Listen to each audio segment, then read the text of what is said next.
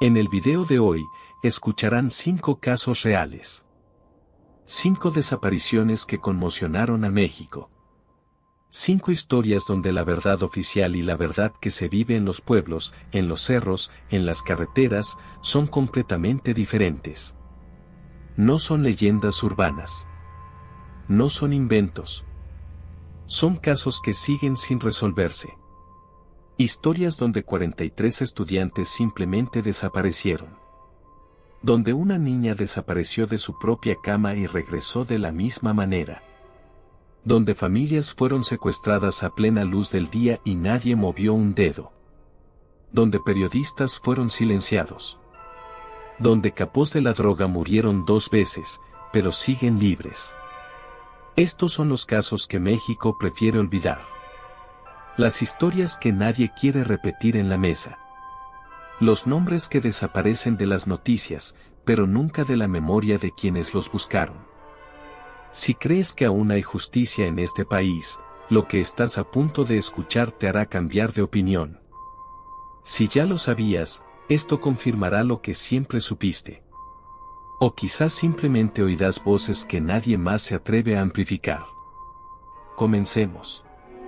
Y no es recomendable que bajes el volumen. Bienvenidos a las desapariciones sin resolver de México. Antes de empezar con estas historias de terror, por favor, dale a me gusta y cuéntame en los comentarios, ¿dónde las escuchas esta noche? Bien, comencemos la historia.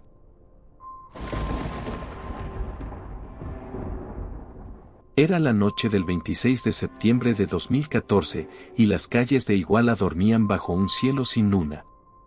El aire olía a tierra mojada y gasolina vieja, ese aroma que se pega a la piel en los pueblos donde la pobreza y el miedo caminan de la mano. A esa hora, pasada la medianoche, el silencio debería haber sido total.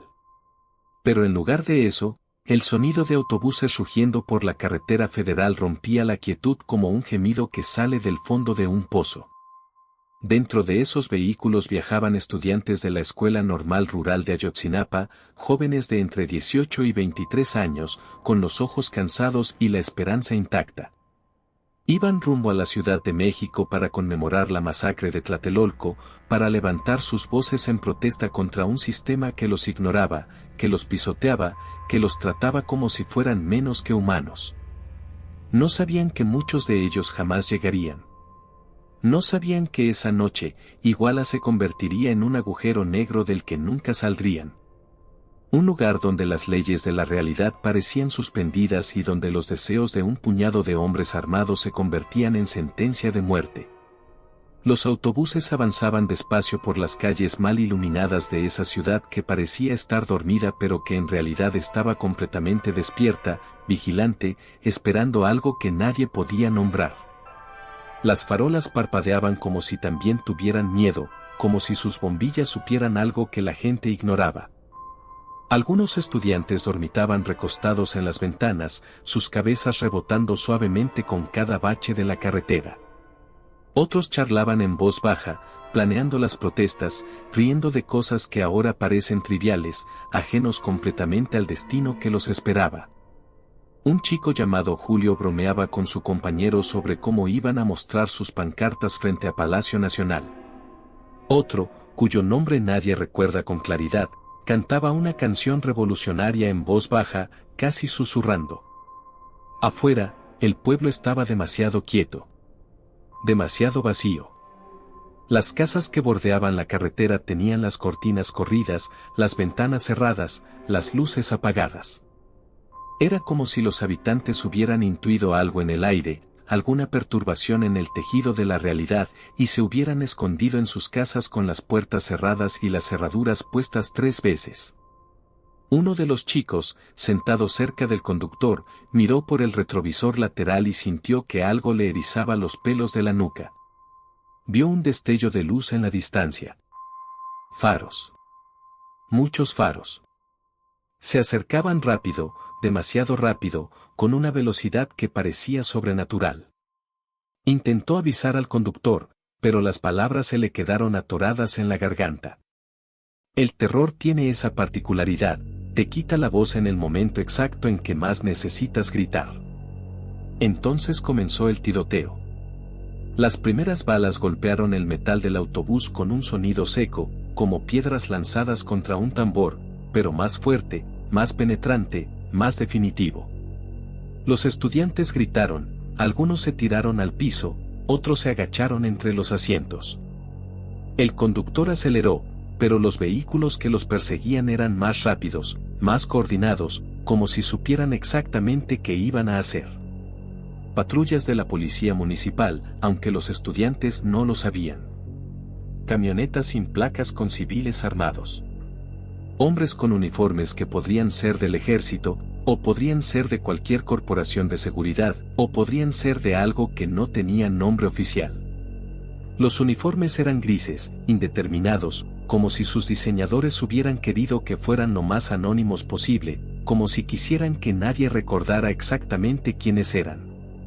El aire se llenó de pólvora quemada, ese olor metálico que se te queda en los pulmones y que después te lo sacas vomitando. Los autobuses se detuvieron en una calle oscura, una calle que nadie podía identificar después, una calle que parecía diseñada específicamente para que los desastres ocurrieran sin ser vistos. Los estudiantes fueron obligados a bajar con las manos en la nuca, y cuando bajaron, fue como descender a un infierno que estaba directamente bajo sus pies. Algunos testigos, escondidos detrás de cortinas en casas cercanas, vieron cómo los jóvenes eran empujados hacia las camionetas. Vieron cómo los golpeaban. Vieron cómo algunos trataban de correr y eran derribados de nuevo.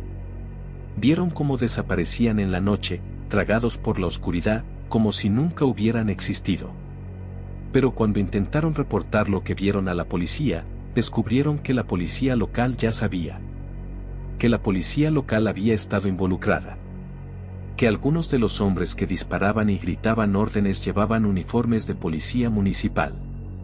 43 estudiantes. 43 nombres que al día siguiente resonarían en todo México como campanas de luto. 43 familias que despertarían sin sus hijos, sin saber qué había pasado, sin poder dormir nunca más. Y lo más aterrador de todo, lo que mantenía a la gente despierta en las noches, nadie podía explicar qué había pasado realmente. Las versiones oficiales cambiaban cada semana, cada mes, cada año, como si alguien estuviera constantemente reescribiendo la historia. Primero dijeron que la policía confundió a los estudiantes con miembros de un cártel rival. Pero los estudiantes iban marcados en autobuses que decían que eran estudiantes. Los que los detuvieron conocían exactamente quiénes eran. Luego hablaron de un basurero en Cocula donde supuestamente fueron incinerados los cuerpos, donde el fuego consumió toda evidencia. Pero los peritos internacionales dijeron que era imposible quemar tantos cuerpos en ese lugar. Las temperaturas no eran suficientes. El tiempo de combustión no era suficiente. Las evidencias encontradas no coincidían con lo que debería haber quedado de 43 personas. ¿Y entonces, dónde estaban? ¿Cómo puede desaparecer tanta gente en un país que presume de tecnología, de vigilancia, de estar conectado al mundo? ¿Cómo pueden simplemente esfumarse 43 jóvenes como si nunca hubieran nacido? Los padres de los desaparecidos se convirtieron en fantasmas ellos mismos. Recorrieron el país pidiendo respuestas, marcharon bajo el sol ardiente de Guerrero, bajo la lluvia que parecía llorar con ellos. Bajo la indiferencia de un gobierno que parecía más interesado en cerrar el caso que en encontrar la verdad. Algunas madres envejecieron 10 años en uno. Sus caras se convirtieron en mapas de sufrimiento. Algunas dejaron de dormir completamente, obsesionadas con la idea de que sus hijos seguían vivos en algún lugar, en alguna celda oscura, siendo torturados, pidiendo ayuda que nunca llegaría. Otras comenzaron a tener sueños extraños, sueños que se repetían cada noche con la precisión de una pesadilla grabada en el cerebro. En esos sueños veían a sus hijos caminando por campos oscuros sin fin, llamándolas, pero sin voz. Y cuando despertaban, drenadas, empapadas de sudor frío, el silencio de la casa era más insoportable que cualquier pesadilla, porque el silencio era la confirmación de que realmente no estaban ahí. Con el tiempo, las teorías brotaron como hongos en un lugar oscuro y húmedo. Algunos dijeron que los estudiantes habían sido confundidos con narcotraficantes porque habían tomado autobuses que transportaban heroína oculta en compartimentos secretos. Otros hablaron de complicidad deliberada entre el alcalde de Iguala, su esposa, la policía local y el cártel Guerreros Unidos, una conspiración tan compleja que parecía imposible mantenerla en secreto. Algunos más susurraron en las noches, cuando el viento soplaba desde las montañas, que el ejército había estado presente esa noche, vigilando desde las sombras, grabando todo con cámaras de infrarrojo, sin intervenir, permitiendo que sucediera. Cada versión era más oscura que la anterior. Cada investigación revelaba más mentiras. Y los 43 seguían sin aparecer, como si el mismo universo se hubiera negado a revelar su destino. Años después, en 2022, un informe oficial finalmente admitió lo que muchos ya sospechaban, fue un crimen de Estado. Autoridades civiles y militares habían participado, encubierto y obstruido la justicia de formas tan elaboradas que parecía obra de maestros. Pero incluso con esa confesión tardía, con esas admisiones a regañadientes, los cuerpos no aparecieron. Solo uno de los estudiantes fue identificado con certeza a través de restos óseos encontrados en un río. Uno de 43. Y los demás siguen ahí afuera, en algún lugar entre la tierra y el olvido, sus cuerpos tal vez esparcidos, tal vez quemados, tal vez enterrados en lugares tan remotos que nadie los encontrará nunca. Hay quienes dicen que en las noches sin luna, cuando el viento sopla desde las montañas de Guerrero en la dirección correcta, se pueden escuchar voces jóvenes cantando corridos revolucionarios, canciones de protesta. Melodías que no debería poder escuchar nadie porque sus cantantes están muertos o desaparecidos. Voces que flotan en el aire como un eco que no encuentra respuesta, como fantasmas que insisten en ser escuchados. Y si prestas atención, si cierras los ojos con valor y dejas que el silencio te envuelva como una manta fría, tal vez escuches algo más perturbador aún. El sonido de 43 pares de pies caminando por una carretera que no tiene fin, buscando el camino a casa. Pero esa casa ya no existe. Y el camino, si alguna vez estuvo ahí, fue borrado hace mucho tiempo, barrido del mapa como si alguien quisiera que se olvidara que alguna vez existió.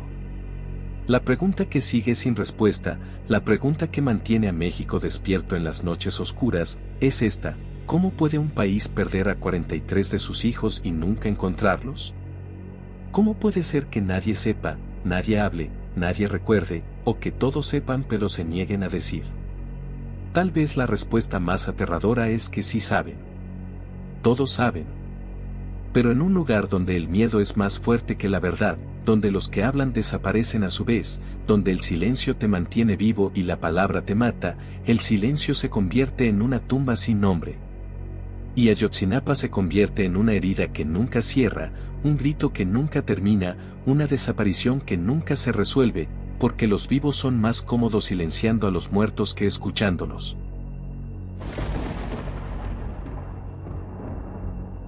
El 21 de marzo de 2010, el sol se ocultó en Huixquilucan con una lentitud que parecía deliberada, como si el cielo supiera que algo terriblemente malo estaba a punto de suceder.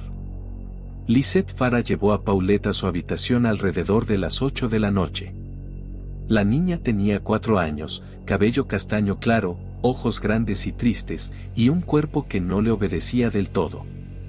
Paulette sufría de parálisis cerebral, una condición que le impedía caminar normalmente, que entorpecía su habla, que la hacía dependiente de los adultos para casi todo. Pero a pesar de sus limitaciones físicas, Paulette tenía una sonrisa. Una sonrisa que iluminaba el departamento de lujo en Interlomas, ese barrio exclusivo donde las casas costaban millones y donde el dinero se suponía que compraba seguridad. Lisette metió a Paulette bajo las sábanas, las mismas sábanas blancas y limpias que habían sido lavadas esa misma mañana. El departamento tenía un sistema de seguridad de clase mundial. Cámaras en cada rincón. Cerraduras eléctricas. Vigilancia privada las 24 horas. Nada malo podía suceder aquí. Nada malo sucedería. Pero aquella noche, mientras Lisette dormía en la habitación de al lado, mientras Mauricio Guevara, el padre de Paulette, descansaba bajo el mismo techo, mientras las niñeras Erika y Marta Casimiro dormían en sus propios cuartos. Algo cambió en el aire. Algo se movió en las sombras. Algo que no tenía explicación lógica, algo que desafiaría a los investigadores durante años, algo que seguiría sin respuesta incluso hoy. El silencio de la madrugada fue cayendo poco a poco, como una manta que se extiende sobre el cuerpo de alguien que está muriendo. No era un silencio ordinario. Era el tipo de silencio que precede a los eventos imposibles, el tipo de quietud que se siente antes de que algo tremendamente malo suceda. Las habitaciones del departamento parecían sostener la respiración. Las paredes parecían estar escuchando. Y en la cama de Paulette, algo inexplicable comenzaba a desarrollarse. A las 7 de la mañana del 22 de marzo, Erika Casimiro, una de las niñeras que había cuidado a Paulette desde su nacimiento, abrió la puerta de la habitación de la niña para despertarla, para prepararla para la escuela, para comenzar un día que parecería ordinario. Pero cuando entró a la habitación, su cuerpo se paralizó. La cama estaba vacía. Las sábanas estaban revueltas como si Paulette hubiera desaparecido en medio de un movimiento convulsivo, como si algo la hubiera arrastrado fuera de la cama. La almohada estaba desplazada. El colchón mostraba la indentación del cuerpo de la niña, como si hubiera estado ahí hace poco, hace muy poco, hace solo minutos. Erika gritó. El sonido de ese grito fue el primero de muchos que llenarían la casa ese día. Lisette salió corriendo de su habitación, descalza, con los ojos aún nublados por el sueño. Mauricio salió de su estudio. Y lo que hizo que su sangre se convirtiera en hielo fue darse cuenta de que el departamento seguía cerrado. Todas las puertas bloqueadas desde adentro. Todas las ventanas cerradas. Las cámaras de seguridad no mostraban a nadie entrando ni saliendo. Era como si Paulette se hubiera desvanecido del plano de la realidad, como si su existencia hubiera sido borrada quirúrgicamente por alguien o algo que existía fuera del mundo ordinario. La policía llegó en cuestión de minutos. Acordonaron el departamento, tomaron fotografías obsesivas de cada rincón, revisaron las sábanas centímetro por centímetro. Los investigadores se movían lentamente, como si estuvieran caminando bajo el agua, conscientes de que estaban ante algo que no encajaba en las categorías normales del crimen. Las cámaras de seguridad fueron revisadas una y otra vez. Las grabaciones mostraban lo imposible, nada. Nadie había entrado. Nadie había salido. Las ventanas seguían cerradas desde adentro. Y sin embargo, Paulette había desaparecido. La policía interrogó a los padres durante horas. Las preguntas se repetían, se hacían más duras, más acusatorias. ¿Dónde estaba Paulette? ¿Qué había sucedido esa noche? ¿Habían salido del departamento? ¿Alguien había entrado? Las respuestas de los padres eran confusas, contradictorias, como si estuvieran en shock, como si no pudieran procesar lo que había sucedido.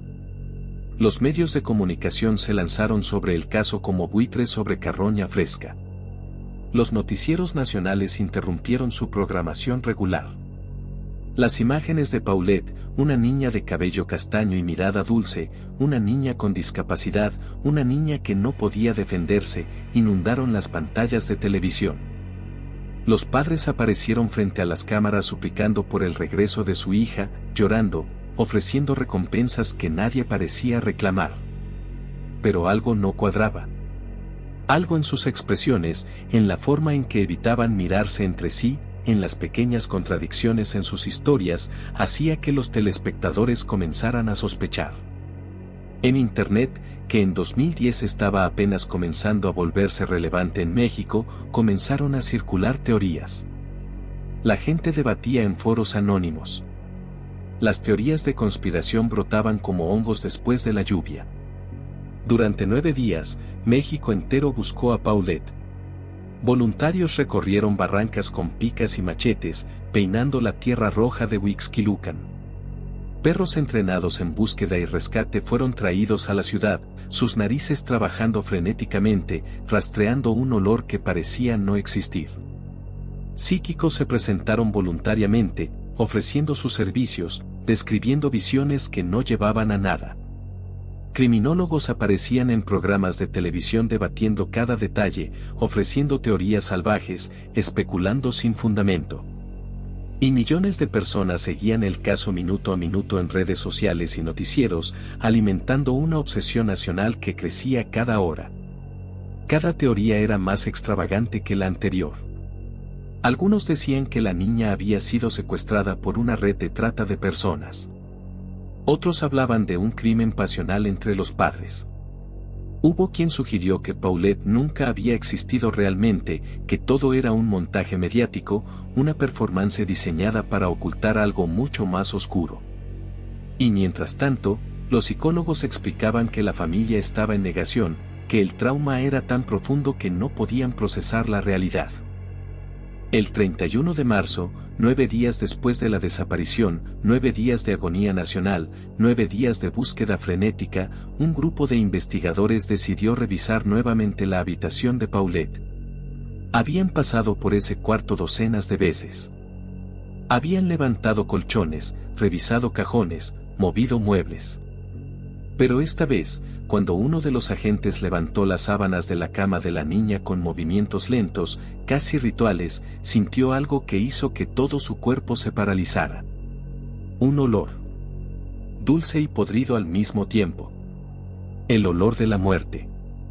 El olor de algo que había estado pudriéndose durante días en un lugar donde supuestamente había sido revisado docenas de veces. Levantó el colchón con las manos temblando.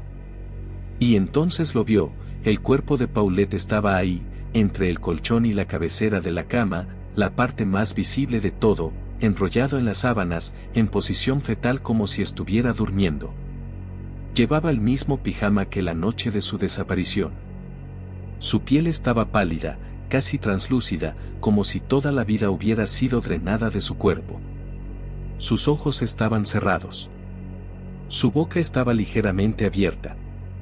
Y lo más perturbador de todo, estaba exactamente en el lugar donde docenas de policías, investigadores especializados, peritos forenses y voluntarios civiles habían buscado, habían revisado. Habían fotografiado una y otra vez. ¿Cómo era posible que nadie la hubiera encontrado antes? La autopsia oficial determinó que Paulette murió por asfixia mecánica. El procurador Alberto Basbás explicó con frialdad burocrática que la niña probablemente quedó atrapada entre las sábanas y el borde de la cama, que fue un accidente trágico, que nadie fue responsable. Pero esa explicación no satisfizo a nadie. Las preguntas comenzaron a multiplicarse como sombras en una habitación oscura. ¿Cómo una niña con parálisis cerebral, una niña que no podía caminar normalmente, una niña que requería ayuda para casi todo, pudo quedar atrapada de esa manera tan específica? ¿Por qué los perros entrenados no detectaron el olor del cuerpo durante 9 días completos? ¿Cómo era posible que los padres durmieran en la habitación de al lado sin escuchar nada? ¿Sin sentir nada? ¿Sin despertar? Y sobre todo, la pregunta que nadie podía responder, ¿cómo explicar que tantos investigadores profesionales, tantas personas con entrenamiento en búsqueda y rescate, revisaran esa cama una y otra vez sin encontrar nada? ¿Cómo explicar la geometría imposible de la habitación, la lógica quebrada de los hechos, la forma en que la realidad parecía haber sido reescrita? Las teorías conspirativas explotaron en Internet como fuegos artificiales oscuros. Algunos aseguraban que Paulette había sido asesinada accidentalmente por su madre, que fue un movimiento que salió mal, que el cuerpo fue colocado en la cama solo después de que la policía terminara las primeras inspecciones. Que había un complot para proteger a la familia.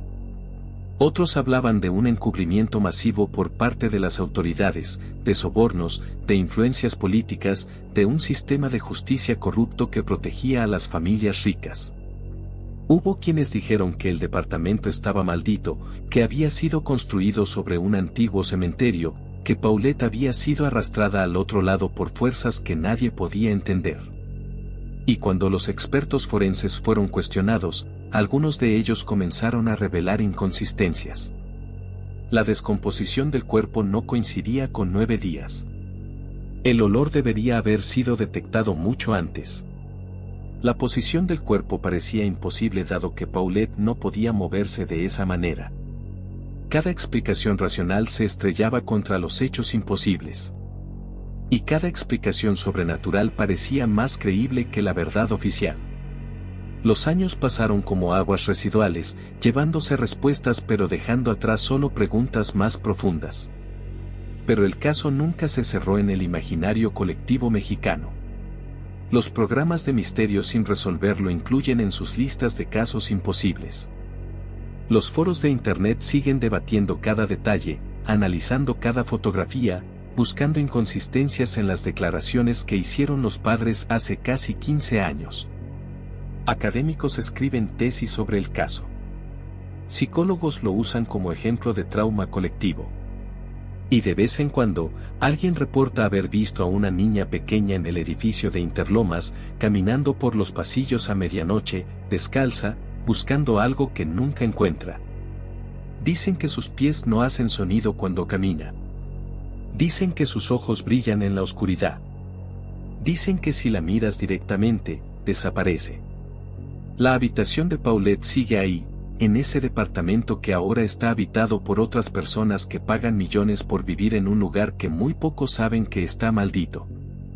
Dicen que a veces, en las madrugadas, cuando el viento sopla desde las montañas, se escucha un llanto suave que viene de las paredes.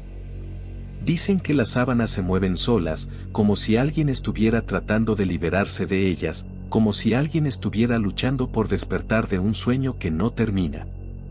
Y dicen que si te acuestas en esa cama y cierras los ojos, si prestas atención al silencio, puedes sentir el peso de algo pequeño a tu lado, algo que respira despacio. Algo que te observa en la oscuridad con una curiosidad que no es completamente humana. Pero cuando abres los ojos, no hay nada. Solo el vacío. Solo el silencio. Solo la pregunta que nadie puede responder: ¿qué fue lo que realmente pasó esa noche en Interlomas? ¿Y por qué parece que Paulette nunca se fue del todo, que sigue buscando algo, que sigue tratando de decirnos algo que todos necesitamos escuchar pero que nadie quiere oír?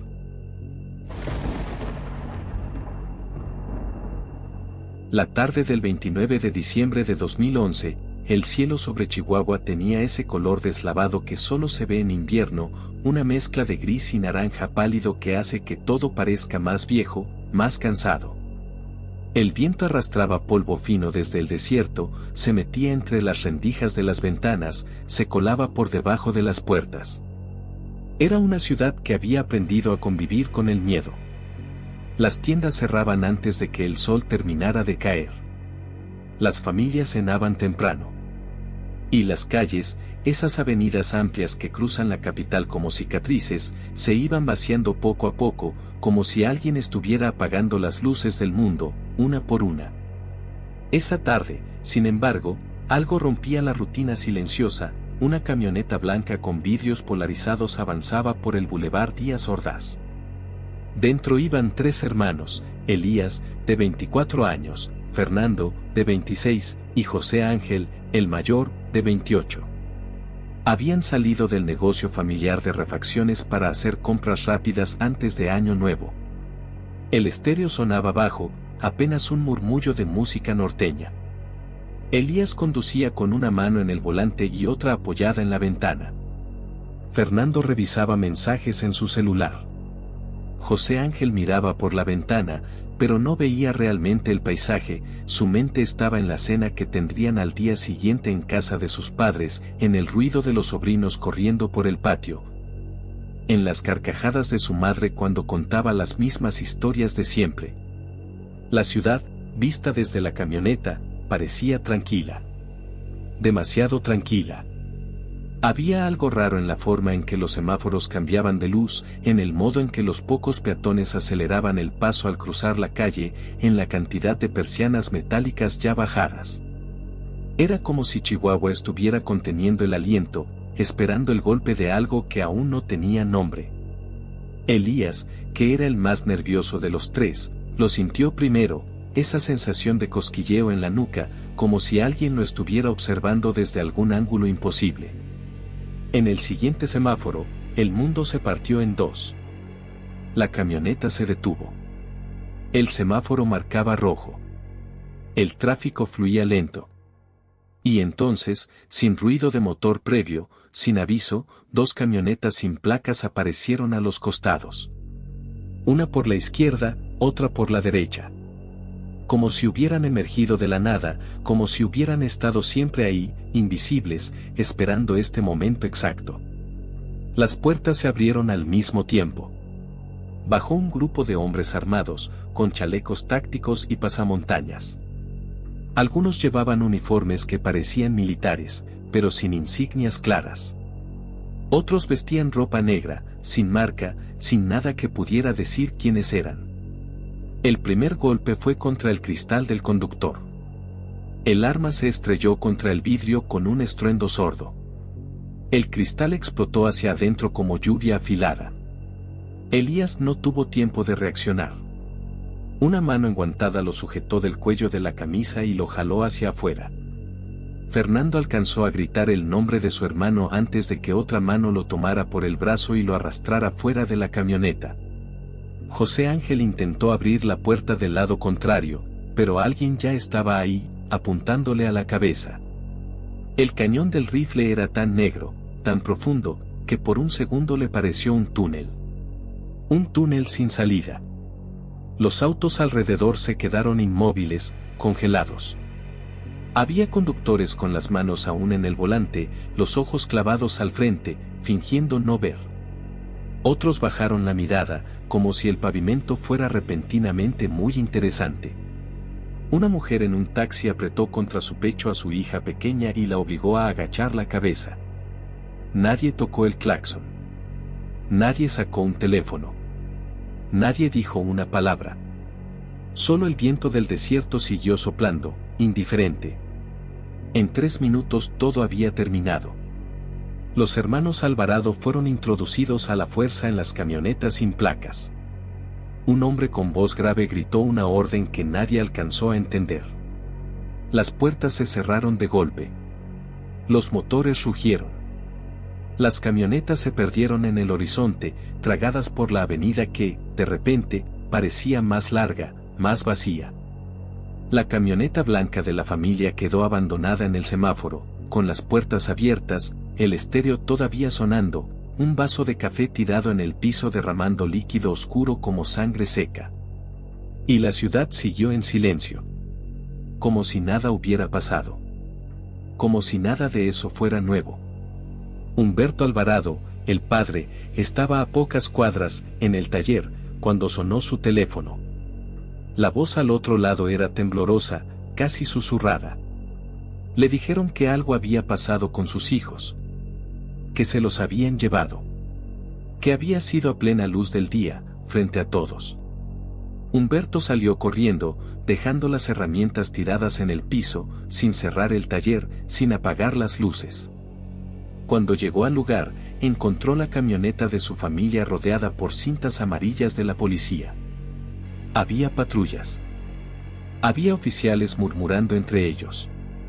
Y había algo más, una quietud extraña, pesada, como si el aire se hubiera espesado. Se acercó a la camioneta y vio el asiento del conductor manchado de sangre. Vio el celular de Fernando tirado en el piso, con la pantalla rota.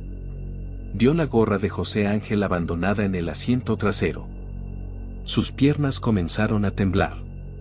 Intentó cruzar el cordón de seguridad, pero un policía lo detuvo con una mano en el pecho. Humberto gritó, exigió respuestas, pidió que alguien le dijera a dónde se habían llevado a sus hijos. Un oficial de cara pálida le respondió con voz monótona, no se preocupe, señor, seguro fue un robo. Los vamos a encontrar. Vaya a su casa. Espere nuestra llamada. Él sabía que era mentira. Esa noche, la casa de los Alvarado se convirtió en un santuario improvisado de terror y fe rota. En la sala, la madre de los muchachos, Doña Teresa abrazaba compulsivamente las playeras de sus hijos, oliéndolas como si así pudiera traerlos de vuelta. La televisión estaba encendida, pero nadie la miraba. El noticiero local hablaba de otros hechos de violencia, otros muertos, otros desaparecidos. Nadie mencionaba a sus hijos. Nadie mencionaba el nombre Alvarado. Para el mundo, aún no existían. Humberto no durmió. Cada vez que cerraba los ojos, veía a sus hijos siendo jalados de la camioneta. Y había algo más, algo que no podía sacarse de la cabeza. En el lugar del secuestro, mientras discutía con la policía, por un segundo tuvo la impresión de que había alguien más ahí. Una presencia. Como si junto a la camioneta hubiera una silueta que no terminaba de materializarse, una figura doblada sobre sí misma, observando todo. No tuvo el valor de mirar directamente. Solo la sintió.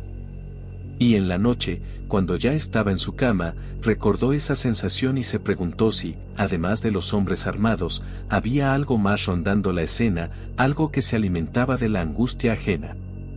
Al día siguiente, Humberto fue a poner la denuncia formal. Pasó horas llenando formularios, respondiendo preguntas absurdas: qué ropa llevaban sus hijos, si tenían tatuajes, si usaban drogas, si pertenecían a alguna pandilla. Cada pregunta sonaba más a acusación que a intento de ayuda. Cuando pidió que revisaran las cámaras de seguridad de la zona, el agente levantó la vista del papel y, sin inmutarse, dijo: las cámaras no funcionaban ayer. Todas. En esa avenida. Al mismo tiempo. A la misma hora. Qué casualidad, pensó Humberto. Qué conveniente. Los días se fueron estirando como chicle viejo. Primero fueron los carteles pegados en postes y paredes con las fotos de sus hijos. Luego, las visitas a hospitales, a morgues, a separos policíacos. Humberto caminó kilómetros bajo el sol inclemente, preguntando una y otra vez: ¿ha visto a mis hijos?, mostrando la foto de los tres abrazados, sonrientes, con la mirada limpia. Una fotografía tomada en un cumpleaños años atrás, cuando todavía podían creer en el futuro. Las respuestas eran siempre las mismas: no, señor. No sabemos nada. No hay registros. Pero Chihuahua es una ciudad de murmullos. Y poco a poco, los murmullos llegaron a oídos de Humberto. Un vecino, un conocido, un cliente del taller, todos decían haber escuchado lo mismo: los hombres que se llevaron a sus hijos no eran sicarios cualquiera. Algunos decían que llevaban uniformes de la Policía Federal. Otros mencionaban insignias del ejército. Había quien aseguraba haber visto vehículos oficiales entre las camionetas negras. Y, sin embargo, cuando Humberto preguntaba directo a las autoridades, lo trataban como si estuviera loco. Como si estuviera viendo fantasmas. Las semanas se volvieron meses. La esperanza comenzó a mezclarse con algo más oscuro. Humberto empezó a notar cosas raras en la casa. Pequeñas cosas primero. La puerta principal, que juraría haber cerrado con llave, aparecía apenas entreabierta a la mañana siguiente. Un vaso de vidrio que dejaba en la cocina amanecía en la sala, con marcas de dedos como si alguien lo hubiera sujetado con fuerza. Ruidos en el pasillo de madrugada, pasos suaves, 3 pares de pasos, uno ligeramente arrastrado, otro más pesado, como si alguien cojeando caminara detrás de otros 2. La primera vez que escuchó esos pasos, se levantó de la cama de un salto. Miró el reloj: 3:17 de la mañana. La casa estaba a oscuras. Doña Teresa dormía profundamente, agotada por los tranquilizantes que el médico le había recetado. Humberto salió al pasillo descalzo. El suelo estaba frío como si alguien hubiera abierto todas las ventanas. Los pasos se detuvieron. En la penumbra, al final del pasillo, le pareció ver 3 siluetas paradas frente a la puerta principal. No pudo distinguir rostros. Solo formas humanas, estáticas. Abrió la boca para llamarlos por su nombre, pero en cuanto pensó Elías, las figuras se deshicieron, como humo tragado por la oscuridad. A partir de esa noche, las apariciones comenzaron a repetirse. Algunas veces eran los pasos. Otras, voces bajas, como si tres personas conversaran en la habitación contigua, usando un tono que no alcanzaba a convertirse en palabras. En ocasiones, mientras estaba en el taller, el teléfono sonaba una sola vez, y del otro lado se oía un susurro. No un susurro claro, sino el ruido confuso de alguien intentando hablar lejos del micrófono. Humberto contestaba con desesperación: Elías, Fernando, José Ángel. Y entonces la línea quedaba muda, pero no era el silencio típico de una llamada cortada. Era un silencio lleno, espeso, como el silencio de una habitación donde alguien contiene el llanto. Podría pensarse que eran alucinaciones, que el duelo estaba quebrando la mente de un padre. Pero no era el único que sentía cosas. Una noche, doña Teresa despertó gritando. Dijo que había soñado que sus hijos estaban parados al pie de su cama, empapados, cubiertos de tierra, con los ojos llenos de angustia. «Nos están moviendo, mamá», le había dicho uno de ellos en el sueño. «No nos dejan en paz». Lo más inquietante fue el detalle: los tres vestían la misma ropa que llevaban el día del secuestro. Camisa a rayas, chamarra de mezclilla, tenis blancos. Ropa que doña Teresa no había visto desde entonces porque la policía se la quedó como evidencia. Humberto empezó a unirse a colectivos de familias de desaparecidos. Juntos, comenzaron a buscar fosas clandestinas en las afueras de Chihuahua, caminando entre matorrales secos, escarbando con palas y manos, guiados solo por rumores y por una intuición dolorosa. Cada vez que desembocaban en un paraje solitario, el paisaje parecía el mismo: tierra removida, botellas vacías, cartuchos de bala, pedazos de ropa. A veces encontraban restos humanos. A veces nada más. Cada hallazgo era una mezcla de alivio y horror. Alivio por las familias que podían al fin enterrar a alguien. Horror porque, en el caso de los Alvarado, cada fosa que no los contenía significaba otra noche sin respuesta. Una tarde, mientras participaba en una de esas búsquedas, Humberto se quedó rezagado del grupo. El sol comenzaba a caer, pintando el cielo de un rojo enfermizo. Se detuvo junto a una hondonada y sintió un frío repentino recorrerle la espalda, un frío que no tenía nada que ver con el clima. Escuchó algo. Tres voces jóvenes, mezcladas con el viento, llamando a lo lejos. No eran palabras claras, pero había una cadencia, un tono familiar. Se inclinó, cerró los ojos y se dejó llevar por ese sonido. Por un instante tuvo la certeza de que, justo debajo de sus pies, a pocos metros, sus hijos estaban ahí, enterrados, tratando de hablarle. Quiso gritar al resto del grupo, pedir que cavaran ahí. Pero algo, una especie de nudo en la garganta, se lo impidió. Cuando abrió los ojos, el viento había cambiado de dirección. El susurro se había ido. Con los años, el caso de la familia Alvarado llegó a instancias internacionales. Organizaciones de derechos humanos comenzaron a documentar lo ocurrido, a recopilar testimonios que apuntaban a la participación de fuerzas de seguridad en la desaparición.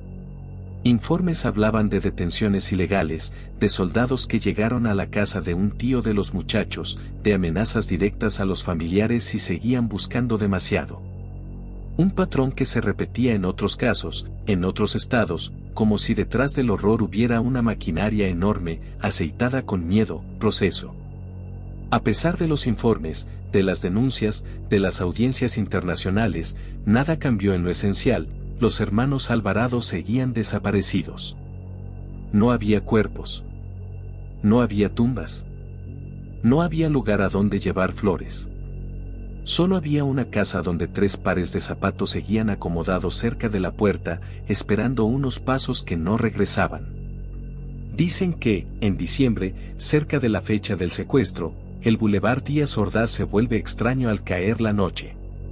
Conductores solitarios aseguran haber visto, en el semáforo donde todo ocurrió, a tres figuras paradas a mitad de la calle, justo cuando la luz cambia a rojo. No se mueven. No levantan la mano. No hacen señas de auxilio. Solo están ahí, como si esperaran algo. Los faros de los autos las iluminan por un segundo, pero sus rostros no se distinguen. Cuando los conductores parpadean, las figuras ya no están. Algunos dicen que, unos metros adelante, sienten que alguien se sienta en el asiento trasero de sus autos.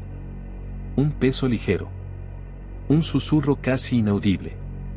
Una sola palabra que no siempre se entiende, pero que, a veces, suena peligrosamente clara.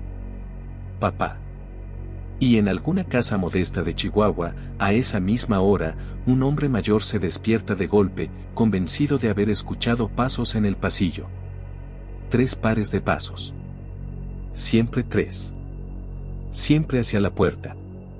Nunca de regreso.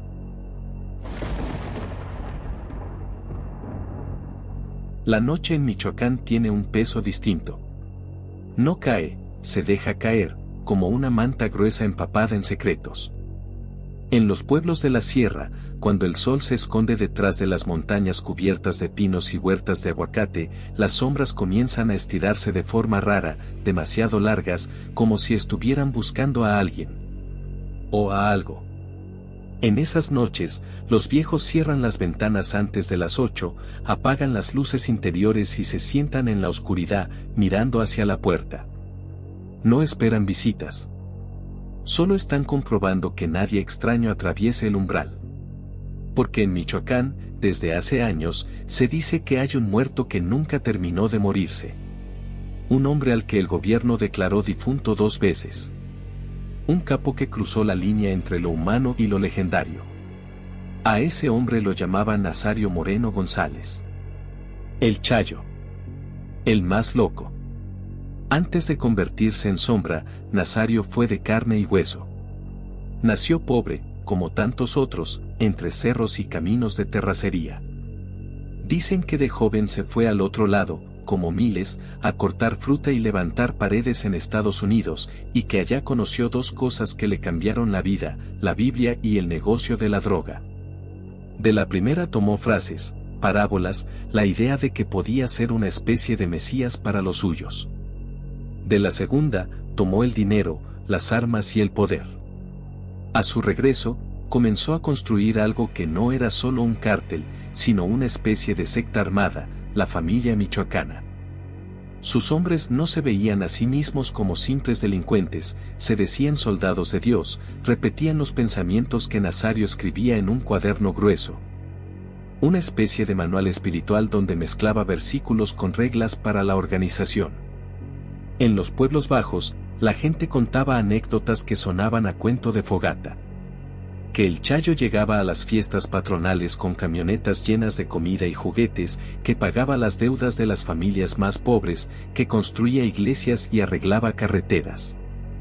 Luego, en la misma noche, sus hombres levantaban a quien consideraban traidor, lo subían a una camioneta, y lo que quedaba de él aparecía días después en una brecha. Era un benefactor y un verdugo. Un santo y un demonio. Una contradicción viviente. Y como toda contradicción lo bastante intensa, tarde o temprano iba a romper la realidad que lo contenía. El gobierno federal llevaba tiempo siguiéndole la pista. Operativos, cateos, patrullajes. Nada funcionaba del todo. Era como perseguir humo. Hasta que llegó diciembre de 2010. Un operativo masivo en Apatzingán, soldados avanzando entre los aguacatales, helicópteros sobrevolando la zona, ráfagas de noche completa. A la mañana siguiente, en conferencia de prensa, el gobierno anunció lo que parecía una victoria histórica: Nazario Moreno González había muerto en un enfrentamiento. No había cuerpo que mostrar, pero aseguraban que testigos, grabaciones y reportes de inteligencia confirmaban su caída. Se habló de fuego cruzado, de una retirada desesperada de sus hombres. Se dio por hecho que el Chayo era, por fin, solo un cadáver más. La gente respiró aliviada, o fingió hacerlo. Porque en los pueblos de Michoacán, en las montañas donde el eco repite los disparos más de lo que debería, comenzaron a circular otros relatos. Mujeres que aseguraban haberlo visto semanas después, caminando con calma por la plaza del pueblo, rodeado de hombres armados, como si nada. Campesinos que juraban que Nazario se presentaba en las madrugadas en las huertas, revisando los cultivos, preguntando si las cuotas se estaban pagando puntuales. Pero si ya se murió, les respondían otros. Y los campesinos solo encogían los hombros. Entonces, ¿a quién vimos anoche, compa? La primera vez que se habló de él como un aparecido fue en una cantina de Tumbiscatío. Un hombre ya entrado en tragos contó que lo habían llevado a una junta importante. Lo subieron a una camioneta con los ojos vendados. Manejaran por horas, internándose en la sierra, en caminos donde el GPS era inútil. Cuando por fin se detuvieron y le quitaron la venda, estaba frente a una casa de campo sencilla, de paredes encaladas y techo de lámina, rodeada de árboles altos. Dentro, sentado en una silla de plástico, lo esperaba Nazario. El hombre juraba que lo que más lo impresionó no fue su presencia, sino su mirada. No era la de alguien que se escondía. Era la de alguien que se sabía intocable. Tenía una Biblia abierta sobre la mesa y un rifle recargado en la pared. Le habló de disciplina, de lealtad, de los principios de la familia. Y en cierto punto, sonrió y dijo algo que heló al visitante: hasta los muertos pueden volver si Dios lo permite. Salió de la reunión convencido de que acababa de hablar con alguien que oficialmente no existía. Que quizá, en un papel del gobierno, estaba tachado con tinta roja. Pero ahí estaba. Respirando. Predicando. Mandando. En los años siguientes, los rumores crecieron. Unos decían que el gobierno lo había dejado vivir a cambio de pactos secretos, que la noticia de su muerte de 2010 era un teatro para calmar a la opinión pública. Otros, más fantasiosos y quizá más sinceros, aseguraban que Nazario había logrado algo peor: engañar a la muerte. Que se había hecho protecciones con brujos de la sierra, con curanderos que trabajaban tanto con santos como con cosas más oscuras. Que había enterrado figuras de barro con su nombre en 4 puntos cardinales, que había hecho sacrificios de animales en cuevas viejas. Que había prometido almas ajenas a cambio de la propia. Mientras tanto, las autoridades insistían: el Chayo está muerto. Cada vez que un periodista preguntaba por él, la respuesta era la misma.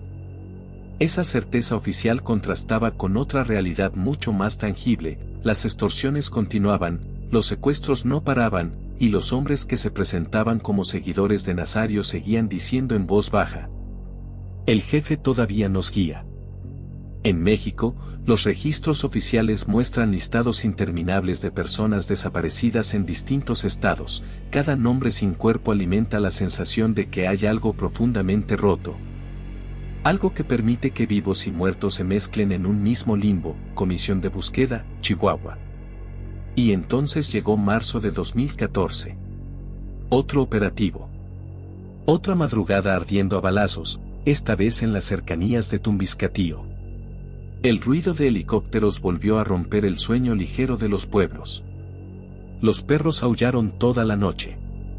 Los viejos se hicieron la señal de la cruz 3 veces antes de asomarse por la ventana. Al día siguiente, el anuncio: hemos abatido a Nazario Moreno González, alias el Chayo. Otra vez. Esta vez, dijeron, no había duda. Ahora sí había cuerpo. Ahora sí había fotos. Ahora sí estaba muerto de verdad. Pero incluso la muerte necesita coherencia para ser creíble. Y esa coherencia nunca llegó. Las fotos del cadáver comenzaron a circular en noticieros y redes.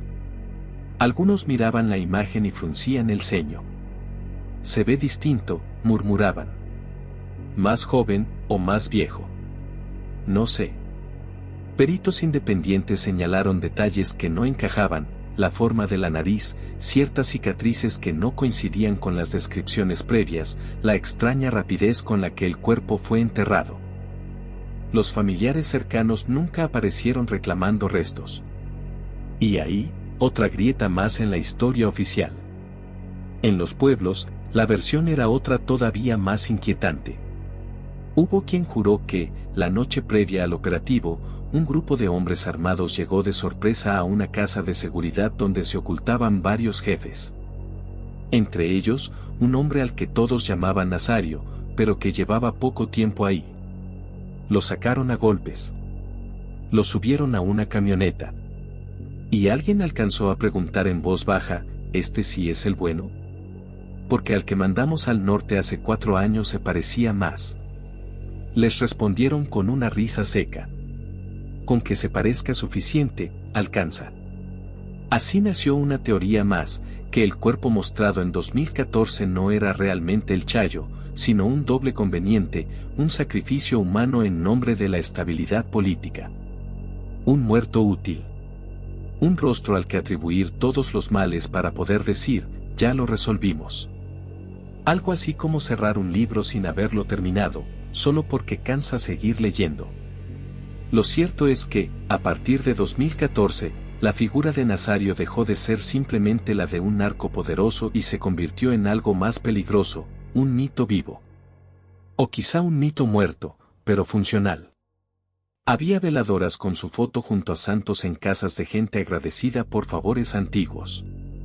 Había altares improvisados en brechas y caminos, donde choferes dejaban botellas de agua o cigarros para el jefe. Algunos camioneros aseguraban que, en noches de neblina espesa, una figura se les aparecía en la orilla del camino, pidiendo aventón. Un hombre delgado, con barba recortada y una Biblia bajo el brazo. Cuando se detenían por nervios o curiosidad, la figura desaparecía frente a sus ojos, como si nunca hubiera estado ahí. ¿Sugestión? ¿Culpa colectiva? ¿O algo más?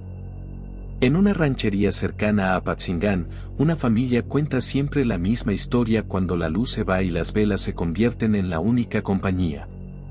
Dicen que, una noche, un tipo alto, de mirada penetrante, tocó a su puerta. Se presentó como Nazario. Así, sin más. Pidió un vaso de agua y un poco de comida. La familia, aterrorizada pero incapaz de negar la hospitalidad, lo hizo pasar. El hombre comió despacio, les dio las gracias y les habló de Dios. Les dijo que el verdadero infierno no estaba debajo de la tierra, sino aquí, donde la gente desaparecía y nadie los buscaba de verdad. Antes de irse, dejó un billete doblado sobre la mesa y les susurró, no recen por los muertos equivocados. Cuando la familia quiso levantar el dinero, el billete estaba podrido, como si hubiera pasado años bajo tierra. Podría ser solo una leyenda, si no fuera porque, meses después, uno de los hijos de esa familia murió en un fuego cruzado, y el acta oficial mencionaba, entre las armas aseguradas en la escena, un cuaderno con anotaciones de pensamientos atribuidos a Nazario. Como si ese nombre estuviera condenado a reaparecer en cada desgracia. En ciertas noches, en la sierra de Michoacán, los habitantes dicen escuchar algo que no es el viento, que no son disparos lejanos. Dicen que se oyen rezos. No los típicos Padres Nuestros o Ave Marías. Son frases sueltas, sobre disciplina, sobre castigo, sobre limpiar al pueblo del mal. Palabras que se parecen demasiado a las que el Chayo escribía en su famoso cuaderno. Los rezos se mezclan con risas ahogadas, con un murmullo colectivo que parece provenir de varias voces a la vez. Y, de repente, silencio absoluto. Un silencio que aplasta. El tipo de silencio que uno siente en un cuarto donde acaba de salir alguien, pero el olor de esa persona se queda flotando un rato. En plazas y escritorios, los funcionarios cierran expedientes y dicen, caso concluido, el líder ha muerto. En la sierra, la frase que se repite es otra, mientras su nombre se siga usando para asustar y mandar, no está muerto del todo. Tal vez ahí está el verdadero horror, que el cuerpo que se mostró, la historia oficial, las fechas y los comunicados, ya no importan tanto como la idea que quedó flotando. La idea de un hombre que se declaró iluminado, que mezcló religión con violencia, y que ahora habita un espacio intermedio entre la memoria y la superstición. Porque, piénsalo un segundo, queda más miedo. Un capo vivo al que se puede encontrar y encerrar, o un muerto sin certeza, que se ha convertido en excusa para que otros sigan matando en su nombre, como si fuera una presencia que los respalda? En Michoacán, hay quienes aseguran que el Chayo se aparece donde hay sangre nueva. Que, cada vez que una comunidad es atacada, que un grupo armado entra a una ranchería, alguien ve, entre las sombras, a un hombre parado un poco apartado, observando en silencio. Con una Biblia en la mano y una sonrisa casi triste. Cuando intentan acercarse o gritarle, se dan cuenta de que no deja huellas en el polvo. Tal vez murió en 2010. Tal vez en 2014. Tal vez nunca existió tal como lo cuentan, y fue siempre un personaje inflado para justificar guerras. Tal vez sí hizo pactos, pero no con el diablo, sino con quienes llevan corbata y firman papeles. Lo único seguro es que, en la mente de muchos, sigue aquí.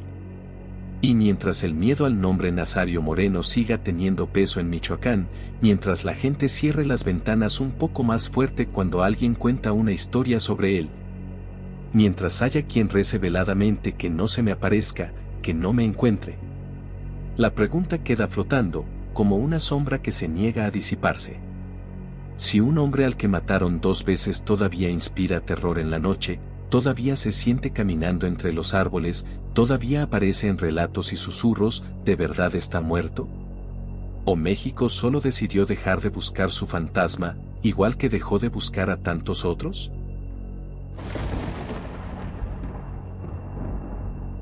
Era viernes 31 de julio de 2015, y la Ciudad de México hervía bajo un sol brutal, de esos que hacen que el asfalto parezca blando y el aire se sienta denso, casi masticable. En la colonia Narvarte, las jacarandas estaban fuera de temporada, las hojas polvosas, el color deslavado. La calle Luz Aviñón parecía una más en el mapa infinito de la capital, edificios medianos, negocios pequeños, coches mal estacionados, vendedores ambulantes buscando sombra. Nada, absolutamente nada, sugería que en el departamento 401 del número 1909 estaba a punto de abrirse una herida que aún hoy no cierra del todo. Alrededor del mediodía, el calor hacía vibrar el aire frente a la fachada del edificio. El timbre de la entrada sonaba de vez en cuando, un repartidor de comida, un vecino que olvidó sus llaves, algún visitante. Nadie prestaba demasiada atención. En la Ciudad de México, ver gente entrar y salir de edificios es como ver pasar hojas en un río. Pero ese día, algunos vecinos sentirían, sin saber por qué, que algo estaba ligeramente fuera de lugar. Un perro que siempre dormía en la entrada comenzó a gruñirle a la nada, mirando hacia la escalera como si alguien invisible estuviera subiendo. Un foco del pasillo del 4º piso parpadeó varias veces, luego se apagó del todo, como si se negara a iluminar lo que venía. En el departamento 401, 5 personas compartían unas horas robadas a la rutina. Rubén Espinosa, fotoperiodista que había huido de Veracruz tras recibir amenazas por documentar abusos de poder, estaba ahí con su cámara, su mochila y esa costumbre de observarlo todo aunque pareciera distraído. Nadia Vera, activista y antropóloga, también refugiada de ese mismo estado gobernado por Javier Duarte, iba y venía entre la cocina y la sala, fumando, hablando, riendo con esa risa que hace eco incluso cuando se calla. Con ellos estaban 3 mujeres más, Yesenia Quirós, joven de 18 años que trabajaba y estudiaba, Alejandra Negrete, empleada doméstica de 40 años, y Mile Virginia Martín, colombiana de 30, modelo. Con la maleta a medio hacer porque planeaba regresar a su país pronto, New Yorker más 2. El departamento olía a cigarro, café recalentado y perfume barato. La televisión estaba encendida sin sonido, proyectando imágenes de noticias que nadie miraba. Afuera, el ruido de la ciudad se filtraba amortiguado, claxon lejano, un vendedor de tamales, una sirena perdida en otra colonia. Dentro, había una sensación curiosa, como de pausa. Como si el tiempo se hubiera detenido un poco antes de algo importante, respirando hondo, preparando los pulmones para un grito. Rubén llevaba semanas sintiendo que lo seguían. En Veracruz, lo habían empujado, amenazado, señalado. En la capital se suponía que estaría más seguro, pero las sombras en el reflejo de los escaparates, los pasos detrás de él al salir del metro, los mensajes extraños. Le recordaban que la distancia entre un estado y otro no es nada cuando el miedo viaja sin documentos. Nadia, por su parte, ya lo había dicho en una entrevista, si algo le pasaba, responsabilizaba directamente al gobierno de Veracruz. Palabras dichas a cámara, lanzadas como un conjuro de advertencia, que nadie supo escuchar a tiempo, Screen Rant +1. Esa tarde, los dos estaban en el lugar que muchos consideran el sitio más seguro del mundo, un departamento pequeño, en una colonia céntrica, rodeados de amigas.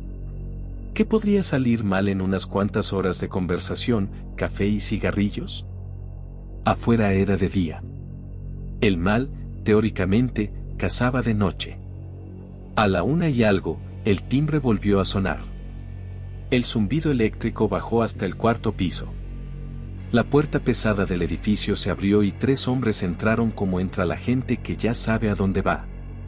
Las cámaras de seguridad los captaron subiendo, con gorras, mochilas, ropa común, nada demasiado llamativo. Nadie en la entrada les preguntó a quién buscaban. Nadie en los pisos inferiores asomó la cabeza cuando los escuchó pasar. Al fin y al cabo, en un edificio de la Narvarte siempre hay alguien visitando a alguien. Nada raro. Nada fuera de lugar. Por ahora, Netflix +1. Los vecinos dirían después que no escucharon nada. Ni gritos, ni golpes, ni disparos. Esa es una de las cosas más perturbadoras del caso. ¿Cómo se mata a 5 personas dentro de un departamento, con signos de tortura y abuso, sin que nadie note un solo ruido? Algunos culparon al aislamiento acústico de las paredes.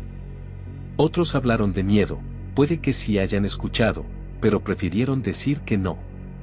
Y hay quienes susurran algo distinto, que, por alguna razón que nadie entiende, esa tarde hubo un silencio anormal, antinatural, como si el sonido mismo hubiera sido apagado dentro del 401, encerrado. Sofocado por algo más que ladrillos, Sports queda +1. Imagina por un momento que eres uno de ellos, sentado en la sala. Escuchas el timbre, luego pasos. Una puerta que se cierra. Voces masculinas. Una broma falsa, esa risa que no llega a los ojos. Después, un cambio en el aire. A veces el peligro no llega con balas, sino con densidad. El cuarto se siente más chico, el aire más pesado, la luz de la tarde entra pero no calienta. Los visitantes se colocan entre ustedes y la puerta sin que parezca casual. Una mano se desliza a un bolsillo donde hay algo más que llaves. Y de pronto, las opciones se reducen a un punto, nadie va a salir caminando de ahí por su propio pie.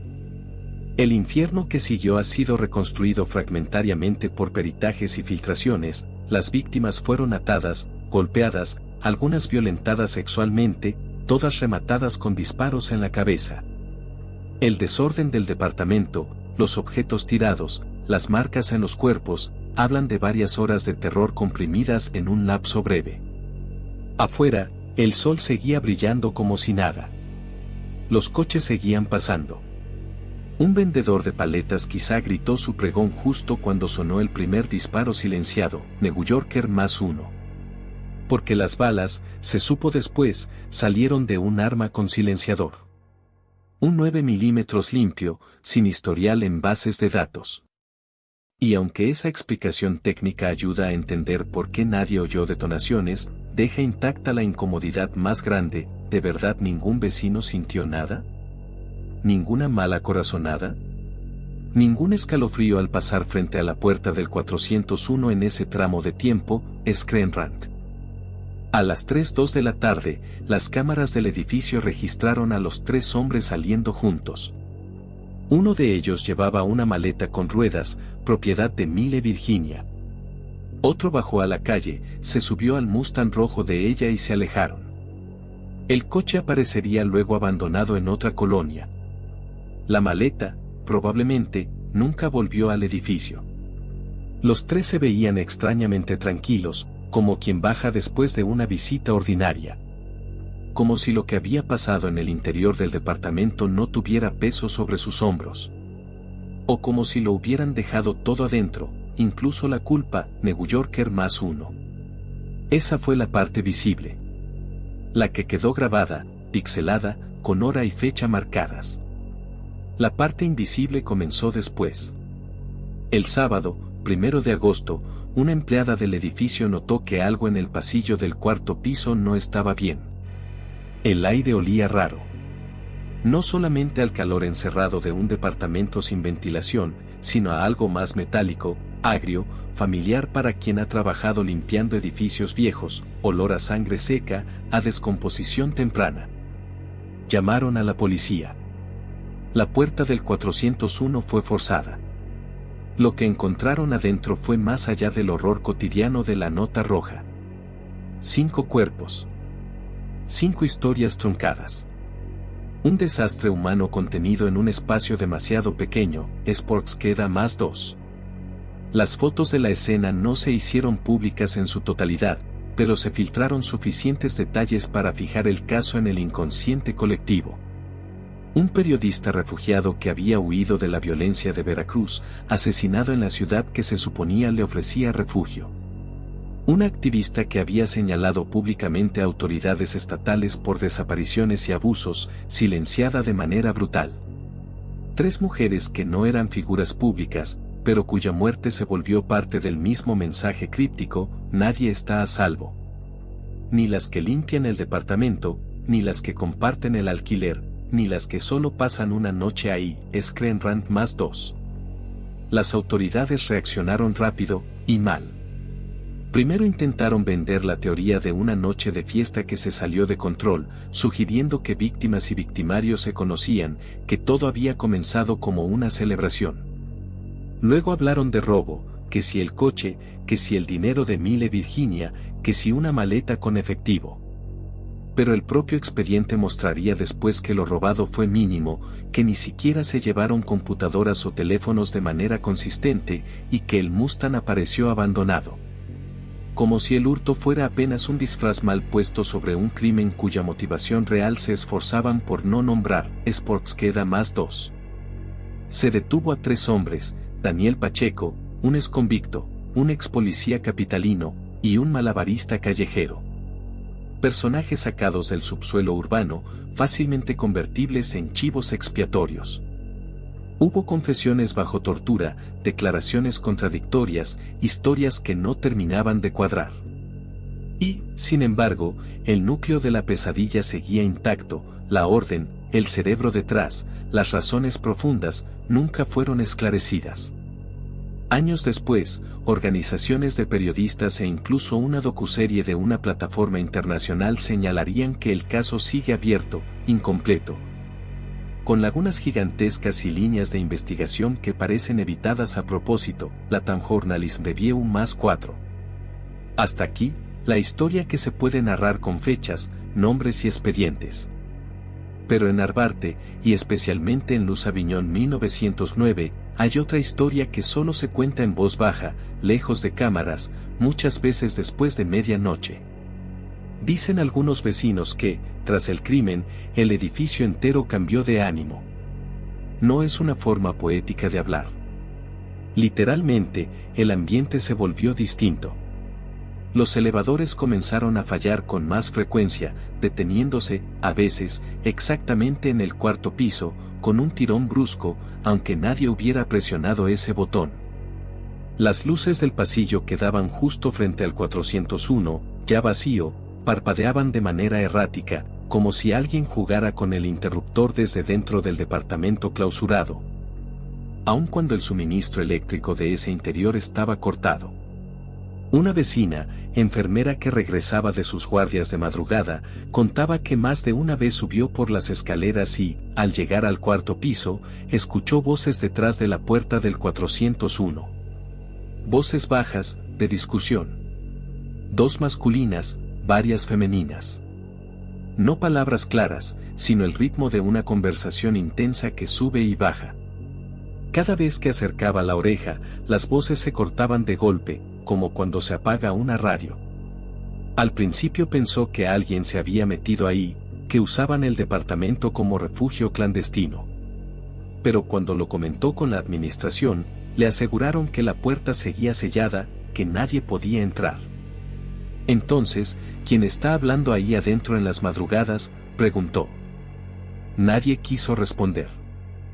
Otros residentes mencionaban que, algunas noches, al salir del elevador en el cuarto piso, sentían que el pasillo era más largo de lo normal. Como si se estirara.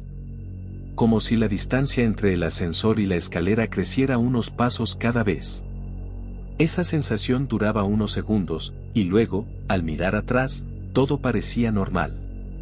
Ese tipo de cosas no entra en los expedientes judiciales. Pero se meten, sin pedir permiso, en los sueños. Con el tiempo, el departamento fue desasegurado. Las cintas amarillas desaparecieron. Hubo intentos de rentarlo de nuevo. ¿Te lo imaginas? Un anuncio anodino: se renta departamento en Narvarte, excelente ubicación, cuarto piso, ideal para jóvenes profesionistas. No muchos se atrevían a preguntar más. Alguna pareja joven llegó a verlo, caminaron por la sala donde aún parecían flotar sombras más densas, entraron a las recámaras, a la cocina. El agente inmobiliario hablaba rápido, señalando el espacio, la ventilación, la iluminación.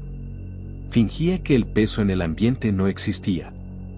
Pero la mujer de la pareja se detuvo en mitad del pasillo y sintió algo helado pasarle por detrás, rozándole la nuca, como si alguien hubiera caminado pegado a ella para pasar. ¿Sentiste eso?, le dijo al novio. Él negó, pálido. Salieron de ahí en silencio y nunca regresaron. Dicen que, cierta noche, un nuevo inquilino sí se quedó. Un hombre solo, que sabía del caso pero decidió racionalizarlo todo. Crimen terrible, sí, pero al final es solo un espacio con paredes y techo, se dijo. El primer día transcurrió sin incidentes. Pero la primera madrugada, lo despertó el sonido de una cámara fotográfica, ese clic mecánico inconfundible, repetido varias veces desde la sala. Se levantó, pensó que alguien se había colado. Al llegar, la luz de la calle apenas dibujaba el contorno de los muebles. El sonido volvió a sonar, esta vez cerca de la ventana. No había nadie. Solo, en un rincón, una mancha de humedad con forma vagamente humana, más oscura que el resto de la pared. Esa misma noche, a las 3:02, la hora en la que las cámaras antiguamente registraron la salida de los asesinos, el timbre del departamento sonó una sola vez. El hombre se quedó quieto. No esperaba a nadie. Miró por la mirilla. No había nadie afuera. Solo el pasillo, vacío, y la puerta del elevador cerrada. El timbre no volvió a sonar, pero desde ese día, cada vez que el reloj marca las 3:02, la pantalla de su teléfono se enciende sola, mostrando la hora exacta, aunque no haya notificaciones. Podrán ser coincidencias. Podrá ser sugestión. Podrá ser culpa de una ciudad entera que dejó solos a un periodista y a un activista que ya habían avisado lo que les podía pasar. Pero ahí están los detalles que se repiten en testimonios anónimos: el olor a cigarro en un departamento donde nadie fuma, el ligero arrastre de algo, como de muebles, a la misma hora en la que, según los peritajes, los cuerpos fueron movidos, las sombras que parecen ser 5 cuando solo hay una persona en la sala, la Townjournalism Review +1. Cada aniversario del crimen, familiares, amigos y organizaciones se reúnen frente al edificio para exigir justicia. Llevan veladoras, flores, pancartas. Desde la calle, miran hacia arriba, hacia las ventanas del cuarto piso. Algunos aseguran que han visto una figura asomarse detrás de las cortinas, apenas un segundo, cuando todos guardan un minuto de silencio. Una silueta delgada, con algo colgando del cuello, como una cámara. Otros dicen ver una mano que se apoya en el vidrio, como si alguien quisiera abrir, pero no pudiera. Nunca hay fotos claras, nunca hay video nítido. Tal vez sea mejor así, F. Porque la idea más aterradora de este caso no es solo que 5 personas fueron torturadas y asesinadas sin que nadie pudiera o quisiera intervenir, y que el cerebro detrás del crimen sigue sin nombre. Lo realmente inquietante es pensar que, tal vez, el Departamento 401 no quiere que olviden. Que, en las madrugadas, cuando la ciudad por fin calla, las voces de Rubén, Nadia, Yesenia, Alejandra y miles se repiten en bucle, atrapadas en un instante eterno de resistencia, negándose a ser solo un expediente empolvado. Y la próxima vez que pases por la Narvarte, tal vez sin saberlo, podrías caminar justo debajo de esas ventanas. Quizá mires hacia arriba por inercia. Quizá veas solo vidrio oscuro. Pero si ocurre que, en ese momento, alguien del otro lado está mirando también, y tus ojos se cruzan por un segundo, tendrás que hacerte una pregunta que no deja dormir a nadie que se la toma en serio. ¿Son ellos los que no pueden irse, o somos nosotros los que seguimos viviendo dentro del mismo edificio, atrapados en un país donde la verdad, igual que los muertos, tampoco encuentra por dónde salir?